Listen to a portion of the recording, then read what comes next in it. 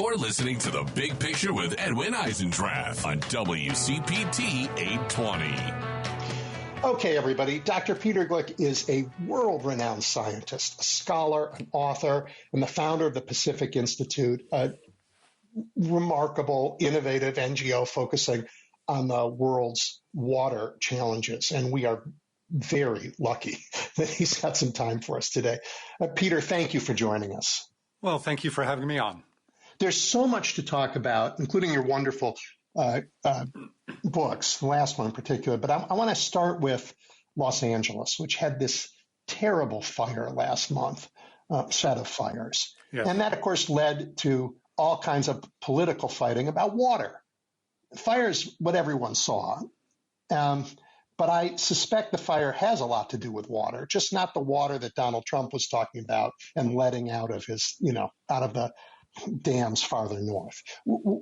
Talk about the role of water in things like the fire in LA. Sure. So I'm a climate scientist and a water scientist by training. This is what I look at. We fight over water in California and the West. We have for 100 years. There's nothing new about that. But the fires in Los Angeles really highlighted two key issues. The first was the fires themselves occurred at a time when the soils and the vegetation in Los Angeles were extraordinarily dry because in part of climate change and rising temperatures that have cut the amount of water available to the area and dried out the vegetation in the soils. So we saw these massive fires at a time of year when we don't actually often get wildfires. So that was one piece of the puzzle. Actually, I guess there are three pieces. That's one piece of the puzzle. The third piece was some of the controversy that resulted about, was there enough water to fight the fires? Where does that water come from? How did the urban system deal with that? That was one issue as well. And then, of course, Donald Trump weighed in with his crazy comments and his crazy ideas about how California's water policies and protecting endangered fish affected the amount of water available for fighting the fires, which, of course, is just 100% false. But it produced a big backlash, and it produced an interesting response on the part of the U.S. Army Corps, which perhaps we can touch on. Well, I feel free to touch on that. Yeah, so what happened was actually one of the very first executive orders that Donald Trump signed was to so-called open up the valves and the pipes and magically deliver more water from Northern California to Southern California because apparently the fish are taking it all, which again is false. But because of that executive order, some federal officials struggled to figure out how to do that. And the U.S. Army Corps of Engineers, which operates a small number of dams in California, opened those dams up and poured water out of those reservoirs so that Donald Trump could claim that he had freed up the water. Now, the water that was released, there was no way for it to get to Los Angeles. It was unconnected physically. It happened at a time of year when the farmers are trying to store water in those reservoirs for the dry periods that are coming. It basically worked. Just lost the water is what he did. Yeah. Well, the water went downstream, and some of it may go to groundwater. Some farmers may be able to get it again later, but it was just the wrong thing to do for the wrong reasons at the wrong time of year. Sounds like our president. Hey, you're a big thinker about these systems, so I guess I want to ask. I don't know. When I look back through history, I find people are always debating the questions that are really important in their time, really important.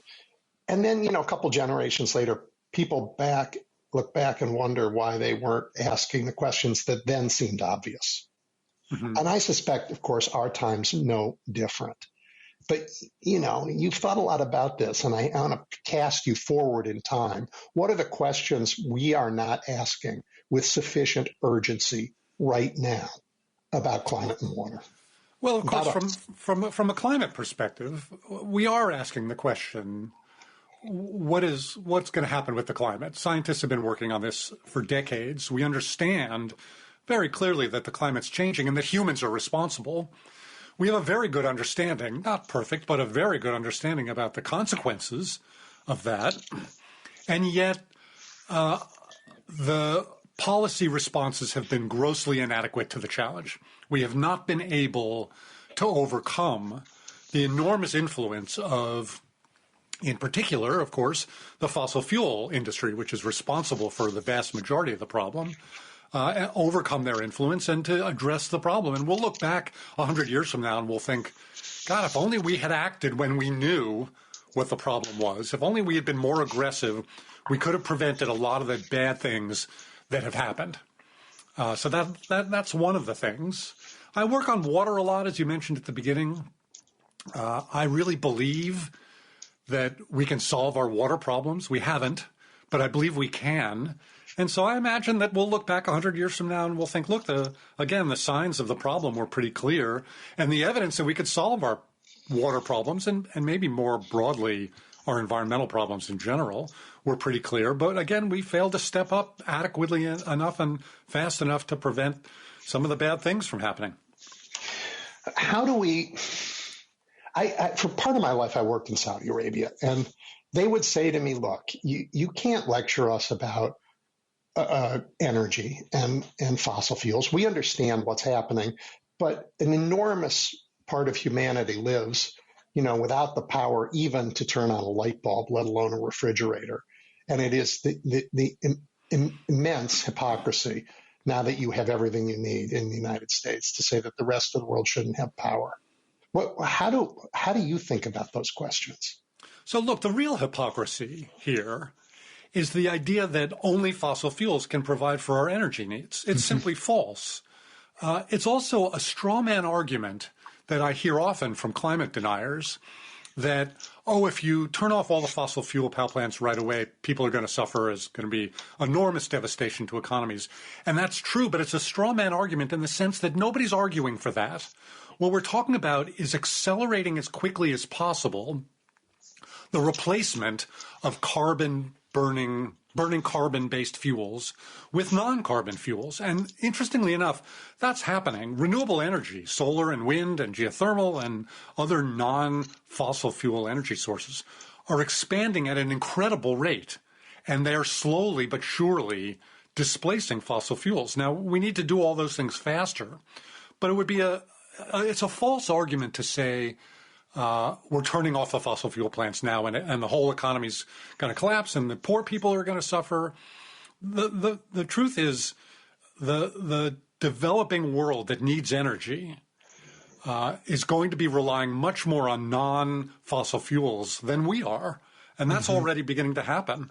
We just have to make it happen faster. Yeah. And our demand for energy is increasing enormously with new technologies that use a lot of energy.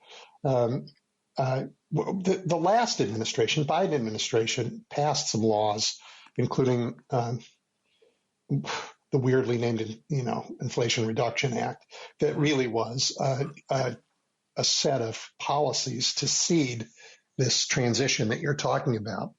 And I think they were successful in that. Is that what you saw? Absolutely. Now, the transition's already happening. The price of solar, the price of wind has just plummeted over the last couple of decades, much faster than those of us in the energy world hoped and imagined it would. And so, look, nobody's building coal plants anymore. Everybody's shutting down oil plants. Fossil fuel gas, natural gas plants are slowly being replaced by renewable solar and wind and battery systems. The Biden administration did a lot to help accelerate that. I have no doubt that the Trump administration will do what they can to help their friends in the fossil fuel industry slow that down. But the truth is those things are cheaper now than fossil fuels. Renewable energy is cheaper. And so anybody building fossil fuel plants now is doing it not for the benefit of the consumer, which is going to pay more, or the environment, of course, which is going to pay more, but for the fossil fuel industry. Right. Protected monopoly that it is. Yeah. Can I ask you to back out and talk a little bit about I know it's basic science, but people really don't know this. Again, we've been told, climate change has been with us forever. We've been through ice ages. That this stuff isn't new and that the panic is ridiculous. And my own understanding of climate fluctuations like this is something I think you scientists call Milankovitch cycles, and that they unfold over, I don't know, hundreds of thousands of years at least, giving everybody time to adapt. But what we're doing right now is a lot more rapid, isn't it? Oh, yes. So interestingly enough, I'm speaking to you from California now where I live, but I was just in Chicago and I just gave the keynote address at Loyola University, had a wonderful climate change conference over the last couple of days. And I talked about precisely this. So here's the reality. We know that the climate is changing, and we know that we humans are now responsible. We also know that the climate has changed naturally from the very creation of the planet for a variety of natural reasons. It's changed because of, as you described quite correctly, something called Milankovitch cycles, named after, I think, the Serbian scientist who discovered them. Over literally hundreds of thousands or millions of years, the orbit of the Earth changes slightly, the tilt of the axis of the Earth changes slightly. There are these big factors that have changed the climate naturally on the planet. Volcanoes erupt and they put gases in the atmosphere, and that's a very short-term natural change that sometimes occurs. And we see this with a science called paleoclimatology, that is the science of ancient climates. And we understand very clearly how the climate has changed in the past naturally. And we understand very clearly that the changes we're seeing now are not natural. They cannot be explained by the mechanisms that naturally have changed climate in the past. It's much faster. It's precisely due to our emissions of what we call greenhouse gases. That is water vapor and carbon dioxide primarily, and methane and nitrous oxide and the artificial chlorofluorocarbons. Those are heat-trapping gases. They're trapping heat in our atmosphere that would otherwise radiate back out to space. That's why they're called greenhouse gases. And they're warming the planet, and it's just unambiguous now. It's undeniable. Now, that's not to say it's not denied, but it's scientifically undeniable. Yeah. And the speed makes a difference. I mean, if somebody throws a ball at me, I can dodge it. But if somebody shoots a bullet at me, I can't. And the speed with which the climate's changing makes it just so hard for, not just for the flora and fauna of the planet to adapt, but even for humans to build the mitigations that we want. Yes, that's exactly right. That's an excellent point. There are two real challenges with climate change. One is the changes themselves, and the other is the speed of those changes. As you pointed out, over thousands or tens of thousands or hundreds of thousands of years, as the climate changed slowly, ecosystems could adapt. Plants and animals could move. They could change their patterns. They could discover new ways of feeding themselves, that kind of thing. But the changes we're seeing now are just far too fast for natural ecosystems to adapt, and they're far too fast for humans to adapt. So think about sea level rise. We know that sea level rise is one of the consequences of climate change. As the sea level goes up, and it's gone up already about 10 inches in the last century, and it's going to go up much faster in coming years, we're going to see growing impacts, and we're already seeing impacts in coastal areas. Storms that were damaging are more damaging now. Flooding that might have occurred in the past is certainly occurring now and is more damaging now. And our infrastructure is pretty fixed. We have houses, we have infrastructure along the coast, power plants, wastewater treatment plants. We build those and those last for 50, 100, 200 years sometimes. Mm-hmm. It's very hard to move those without a huge economic and social cost. And that's one example of the damaging effects of the speed of these changes. And we think of sea level rise as the waters come over the shore. They come in from the sea. But if you take Florida, which is just flat and like a sponge, the water is just going to come up from the ground, I think. I mean, I don't know how you can't put a wall around it. It won't matter. Yeah, that's right. So Florida is especially vulnerable, of course, but there are plenty of coastal areas. Bangladesh is hugely vulnerable, very low-lying. Yeah. So sea level rise will cause flooding. It'll cause more damages from storms. And it will, in Florida especially, infiltrate groundwater. Florida depends on groundwater for a lot of their water supply. And as sea level goes up, more salt water penetrates the freshwater ground systems that we also use for drinking. And that's another consequence. Wow. And yet in that state, we have a political apparatus that denies it's even happening. That's pretty ironic. From a vulnerability point of view, Florida is really right on the front lines. They're vulnerable to hurricanes. They're vulnerable to sea level rise. They're vulnerable to rising temperatures, and they're vulnerable to new diseases that we haven't had. But now that it's warming, more diseases are coming up into the United States. And yet the government in Florida refuses to acknowledge that reality. They refuse to take steps to address the challenge. They've even ordered the state agencies to stop talking about climate change. As, of course, as the federal government now. Yeah, it doesn't make any sense. To talk a little bit, I read a few months ago, maybe 6 months ago, I can't really remember, an absolutely terrifying story that was, I think, beautifully, I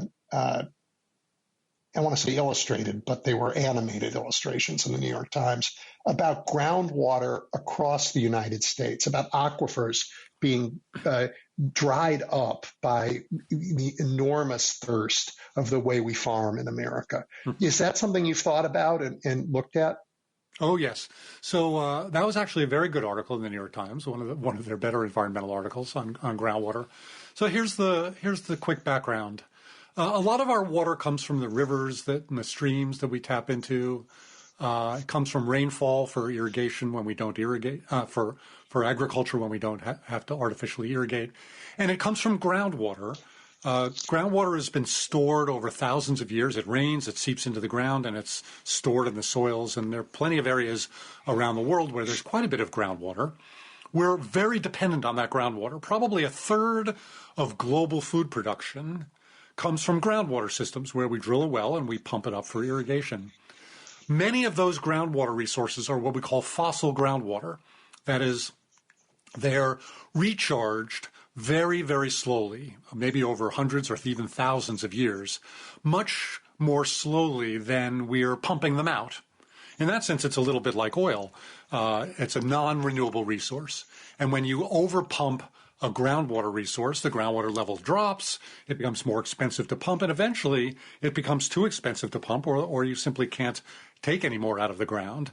So a lot of that food production is vulnerable to that overdraft. We have that problem in what's called the Ogallala Aquifer under Nebraska, Kansas, Oklahoma, and parts of Texas, where we have overdrafted groundwater. We have that problem in the Central Valley of California, where we take too much groundwater out for agricultural production. And frankly, it's simply unsustainable. We will not be able to continue to produce the food we want unless we bring our water use broadly, and our groundwater use especially, into a more sustainable balance. Is this another place where our policies are blind and the agriculture industry is the same as the fossil fuel industry? It says absolutely. So there are two challenges to this. One is we underprice water in general, and so it's far cheaper for a farmer to punch a groundwater well and overdraft a non-sustainable resource today, ignoring impacts on future generations. And that's one of the challenges. We're basically drawing down a resource today at the cost of the future. The other problem is we haven't adequately managed or regulated groundwater. It sort of has been a hidden resource. We're pretty good at managing, we're okay at managing our surface water and our rivers and streams, but groundwater has sort of been a free-for-all, especially in the western U.S. We haven't measured it, we haven't monitored it, we haven't managed it, and so farmers have been able to take as much as they want without consequence, and of course those consequences are now coming due. Yeah. So I have a bunch of questions that follow from this, but sure. One, you said like it's a little bit like oil; it's not a renewable resource. I don't actually understand that quite like that. I mean, oil we use and it turns chemically into something else. Water, I don't know. We don't destroy it. We use it. It goes into the clouds. It falls back down. Are you just meaning it falls somewhere else? Yeah. So that's exactly right. So. Water is both a renewable and a non-renewable resource. It's renewable. So think about a river. A river is fed by rainfall. We can use that river, and it doesn't affect how much water we'll get next year. That's the hydrologic cycle. It'll rain again. It'll snow. Climate change may affect how much it is, but it's renewable. And so using it doesn't affect future use of that river. Now, you can't use any more than the river. So once you've used it all, you still have limits. You still have limits, but, it'll rain again. But some water resources are non-renewable. And by non-renewable, I simply mean we're using them faster than nature recharges them. And when I talk about groundwater this way, when we draw down groundwater, we're turning that groundwater resource into we're using it up. The water doesn't leave the planet. The hydrologic cycle continues. But the region, the area where that groundwater was useful, then runs out of water. You can no longer pump groundwater from a groundwater aquifer. That water has entered the hydrologic cycle and it's in the oceans or it's in the atmosphere, but that region is out of luck. Over the course of time on our planet, certain areas have turned into deserts. I mean, you go back far enough and there's that famous cave of swimmers. Apparently there was water where the Sahara is, but deserts show up. Is this a prelude to desertification, if that's a word, of parts of the country? Well, so this is a good example about climate change in general. The climate of the planet varies, of course, from place to place. We have hot areas, we have dry areas, we have wet and humid areas. Water is distributed around the world, but sort of badly or unevenly. And that's just the way the climate distributes water. The western United States is much more arid and dry than the eastern United States. That's a fact. That's a characteristic of climatic conditions. And over time, the natural climate has changed, as I've described earlier. Some of those places that are now dry used to be wet. Some of those places that are now wet used to be dry. I mean, look, the plates themselves, the continents have moved over millions of years, and that affects a lot of that. Climate change, human-caused climate change, is going to accelerate that natural process. Now, unfortunately, what we understand about climate change now, about what we're doing, is that it looks like that one of the impacts we're going to have is that the wet areas of the planet are probably going to get wetter and the dry areas are going to get drier, which is sort of the opposite of what we might want. We might want the dry areas to get a little bit wetter and the really areas vulnerable to flooding to get drier. But it doesn't look like that's what's going to happen. We're going to basically worsen the conditions that we're already experiencing. And we see that now. We see droughts worsening and we see floods worsening. We see precipitation in the eastern United States is accelerating, and in the western United States, it's actually decreasing. It's the opposite of what we want. I'm happy I'm in Chicago. Yes, well, so you have that wonderful water resource there, the Lake Michigan, and your water system is a wonderful system, and maybe it'll get a little warmer. I don't know if it's going to get less windy or not, but well, that wind is mostly political noise. That's where you got the name. You're an optimist, and you said earlier that we know how to solve these big challenges, and maybe we didn't do it fast enough.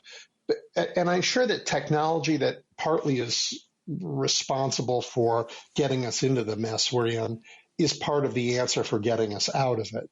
Well, so talk both with regard to fossil fuels and with this agriculture issue of taking up too much of the groundwater. What do you see as the motion in the positive direction? I am an optimist. I think I'm not a blind optimist, but I am an optimist in the sense that I think we can solve our problems, and I know that we can solve. I know that we can solve our problems. I also know that there's going to be a lot of challenges and pain before we solve them. The challenge is how to minimize the bad things and maximize the good things. I did write a book last year called The Three Ages of Water: Prehistoric Past, Imperiled Present, and a Hope for the Future. And the third age, this hope for the future, is my vision for solving our water problems, including our climate problems, based on the fact that I see solutions everywhere around me. I see smart things happening. I see the acceleration of the construction of renewable energy systems that are slowly, not quickly enough, but are displacing fossil fuels. I see a growing awareness of the challenge of climate change around the world.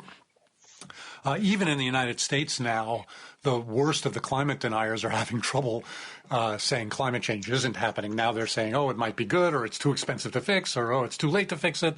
You know, there are plenty of excuses that we hear from climate deniers. I think there are ways of growing more food with less water, with better irrigation systems.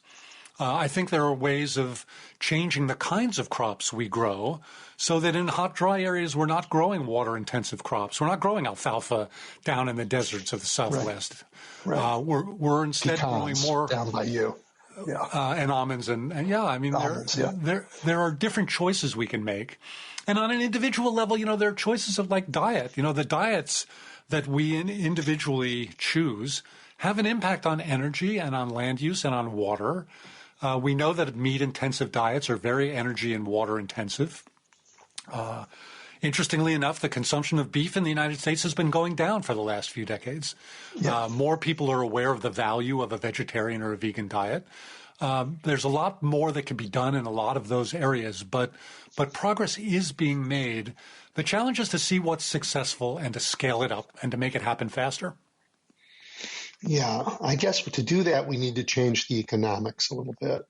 And we started to, as you said, we've done it with fossil fuels. Alternatives are less expensive, not fast enough to meet all the growing demand, but they're less expensive. But I don't think we've done it with farming yet, with agriculture. Yeah, oh yeah, you asked about technology in the last question. I forgot to touch on it. Technology is absolutely a solution.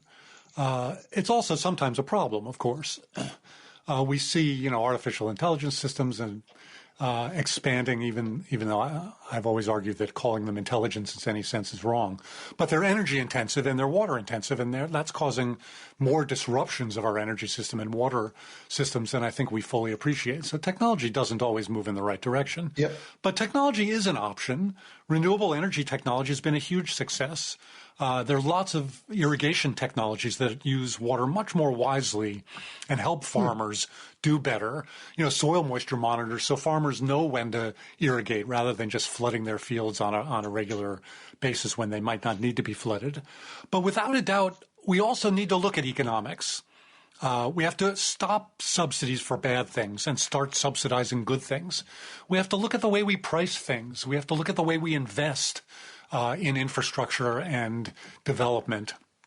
But so technology and economics, but we also obviously need legal and institutional changes as well. There's no one solution to these problems. There are a lot of different solutions.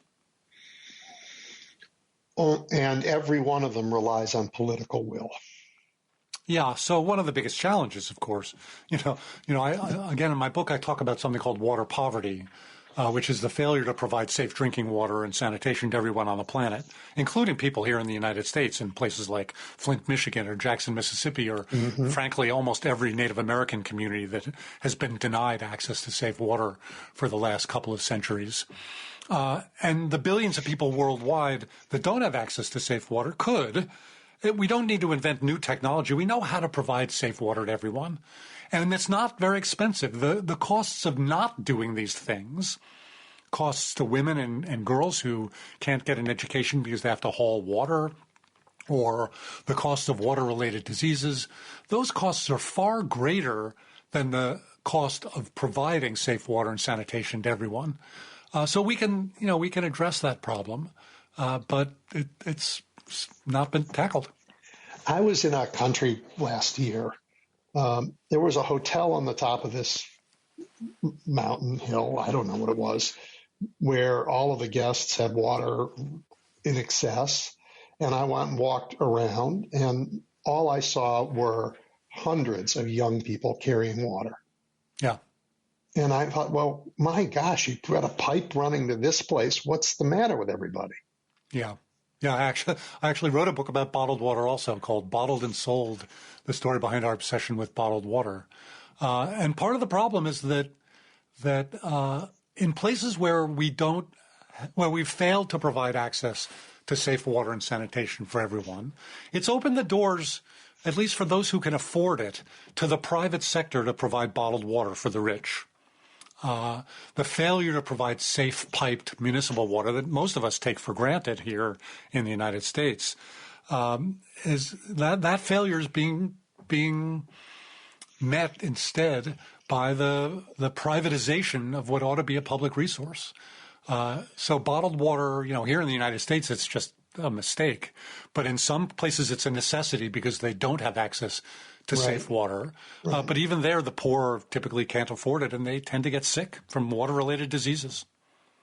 I mean, here in Chicago, where we have abundant, good water out of Lake Michigan, piped everywhere, you go to a restaurant, and they say, would you like bottled water? And I've been saying it for years. And I'm like, what? That's an economic, thing. Why give you free tap water, free, incredibly cheap, pure tap water, when they can charge you $4, $5, $6, $10 for a bottle of privatized water? Right, and that goes to the incentives that we talked about. I mean, you said water is priced too low, but in America, if you're a farmer and you own the land, you are allowed to drill down and take whatever's under it. Yeah, that's right. We underprice water. We undervalue it. We don't understand the economic costs, the environmental costs of taking water out of those systems. It's an economic failure. It's a long-time economic failure, just as, not really understanding the economic costs of climate change is an economic failure. It's going to cost lives, and it's going to cost economies, and it's going to cost, frankly, peace and security. And those costs are far greater than the costs of dealing with the problem today. Well, I think about politics all the time, like you think about water. And I'm an optimist like you are, but I'm also like you, clear-eyed about the challenges. And I'm imagining telling farmers, you know what, you do no longer have the rights unencumbered, to drill a well into the water under your land. That's no longer yours entirely, that you have to pay for that right. And I'm just thinking about the reaction. It's going to be not happy. Well, we are starting to manage groundwater systems. We are starting to understand that we have to bring them back into balance so that they can be recharged over time. And farmers are beginning to pay more for that. In the Ogallala Aquifer in Nebraska and Kansas, where they've really overdrafted the aquifer there, it's becoming more expensive to farmers. They have to pay the energy costs of pumping that. And some farmers have gone out of production because they can't afford to pay for it. So it's not as though farmers have a free ride. The answer is, how do we support the agricultural sector so that they can continue to grow the food that the world needs in a way that's balanced, that protects the environment, that protects future generations and the ability to continue to grow food for future generations, and that yet still supports today's farmers. And I think we can do it. We're starting to do that. Farmers are smart when they're given the right incentives. Mm-hmm. Farmers know what to do. We just have to give them the right incentives and help them. Yep. So I wanted to save some time, and you've talked about it. 3 Ages of Water is fabulous. Would you I mean, you probably talked about it so much, you're bored with your own work, but would you just tell everybody, just run through the millions of years of history with us in those 3 ages somewhat quickly, because it's just fabulous. Well, I'm not sure I've ever met an author who doesn't really ultimately like to talk about their writings. So I talk about the 3 ages of water, and the first age is the prehistoric age, from literally the Big Bang, when oxygen and hydrogen were created, and actually very soon after the Big Bang itself. And once we had oxygen and hydrogen, we had water. And then the formation of our solar system and where our water came from. I talk about why the Earth has water, and water. We have water on Mercury in deep craters protected from the sun. There's water on the moon. There's lots of water on Mars. There's water in the outer solar system. Sort of water everywhere we look, which is wonderful because it means we can look for life in those areas. And I talk about the evolution of humanity and Homo sapiens, and how ultimately our own success depended on our ability to learn how to manage and manipulate water resources and the hydrologic cycle, and to grow food. And the first empires that were formed along the great rivers of the world, the Yangtze River in China, and the Tigris-Euphrates in the Middle East. So that's the first age. The second age is our age, and it's the age when we develop the technology and the economics and the institutions to help us build the society we have today. the big dams, the big reservoirs. We learned about water-related diseases and how to treat them.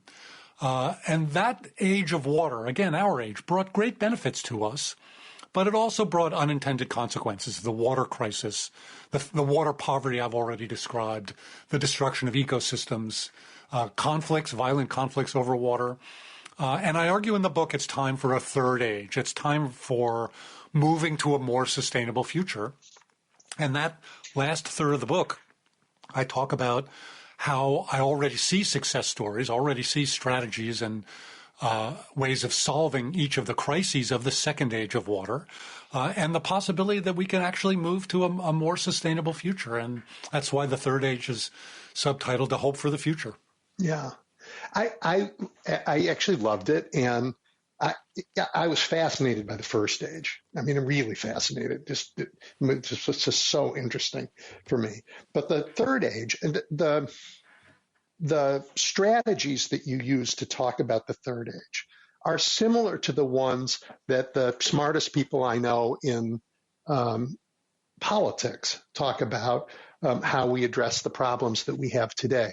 And a whole bunch of it is sharing with people what works, sharing with people how you overcome the anger about change or the resistance to change. How you, as you said to me, look, if you share with farmers the right kind of information, they might change their practices. Yeah, and it's the same thing I hear in politics. Look, there are a lot of people who, they only hear what they hear from X. But if they learned a little bit differently, it opens up new doors. Well, that's exactly right. There's a lot of bad news. There's a lot of depressing news for lots of reasons. One of the things we ought to be better at is sharing what does work, what really is effective at changing the things that need to be changed, whether it's in politics or in environment, in water or climate change.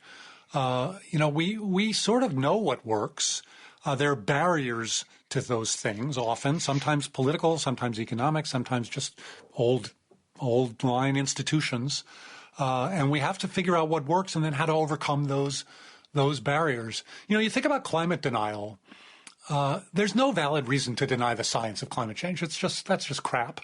So you have to think, well, why do people deny climate change? Obviously, there's the self-interest, the economic interest, but also part of it is fear that we might have to change our energy system and we might lose energy. The thing that you brought up earlier, when a simple message is we can provide the energy we need without burning fossil fuels, and we're already doing it, and we need to do more of it.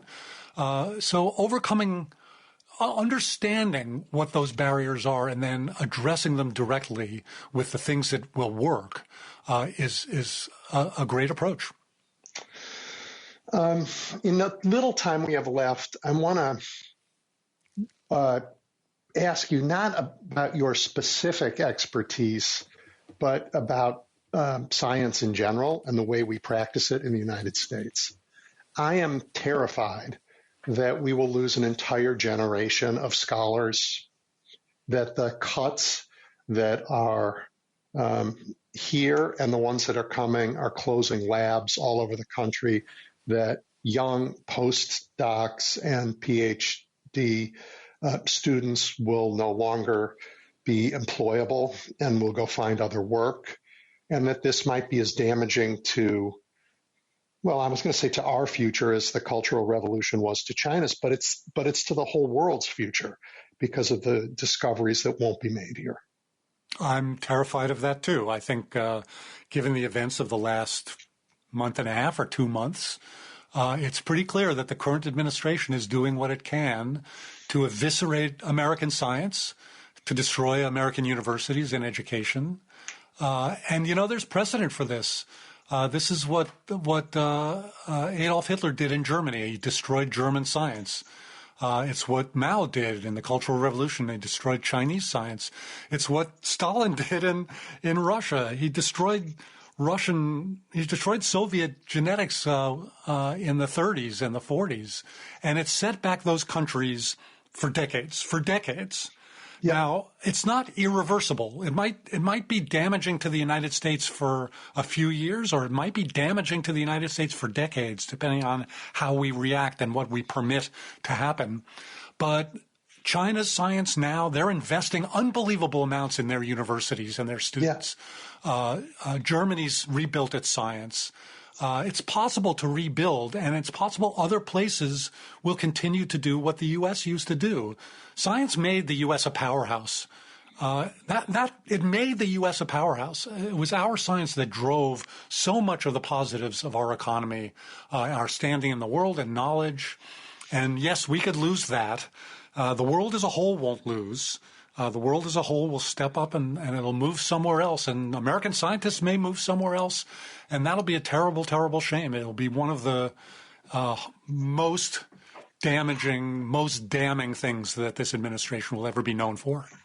Yeah. I was talking with someone in one of the Gulf, the GCC countries, the fabulously wealthy oil countries, and they are jealous of this moment. They think that they might be able to poach whole faculties and build great institutions there. So France has offered